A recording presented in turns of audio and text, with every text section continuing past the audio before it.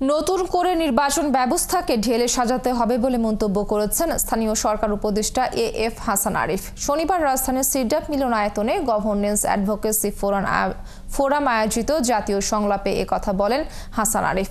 উপদেষ্টা বলেন, নির্বাচন ব্যবস্থা সম্পূর্ণভাবে ধ্বংস হয়ে গেছে, আবার নতুন করে নির্বাচন ব্যবস্থাকে ঢেলে সাজাতে হবে, সেটার দায়িত্ব কমিশনকে দেওয়া হয়েছে। তিনি বলেন, বিচারক নিয়োগ প্রক্রিয়া স্বচ্ছ করার দায়িত্ব নির্বাচিত সরকারের, যারা সংসদে থাকবেন তাদের। বিচার বিভাগীয় সচিবালয় প্রতিষ্ঠার জোরালো দাবি উঠেছে উল্লেখ করে তিনি বলেন, দেশের মানুষ স্থানীয় সরকারের ব্যাপারে বেশ সচেতন। জেলা পরিষদ অনেক পুরনো একটি কাঠামো, চাইলেই এটি বাদ দেওয়া যাবে না। ঢাকা থেকে বেরিয়ে জেলা উপজেলাগুলোতে বিকেন্দ্রীকরণ করতে হবে।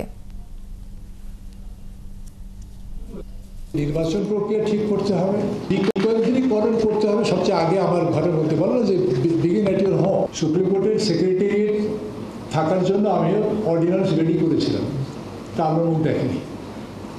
তো তাহলে সেই একই প্রশ্ন এখন করে দেওয়া হলো, আগামীতে থাকবে?